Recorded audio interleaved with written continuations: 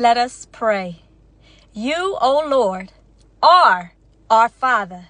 We are the clay. You are the potter. We are the work of your hand. Do not be angry beyond measure, O Lord. Do not remember our sins forever. Look on us as we pray, for we are all your people. And that's according to the book of Isaiah chapter 64, verses 8 and 9.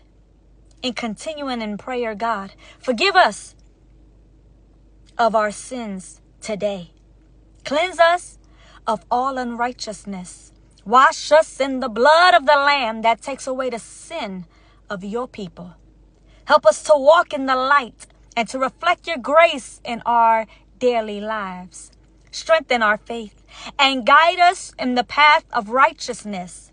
May your mercy abound in our hearts, leading us to forgive others as you have forgiven us. God, we ask for your wisdom and your comfort.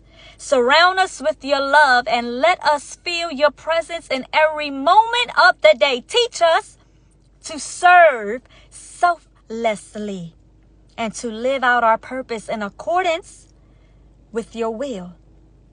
Let our prayers rise to you. Fill us with your Holy Spirit that we may not be ashamed to share the good news of your salvation with those around us. May our lives be an example of your goodness. And that's in Jesus' name. Amen. May you all be blessed today. And may you all have a God-fearing day. Remember, do not worry. God takes care of the birds of the air. How much more will he take care of you and I, who are his children?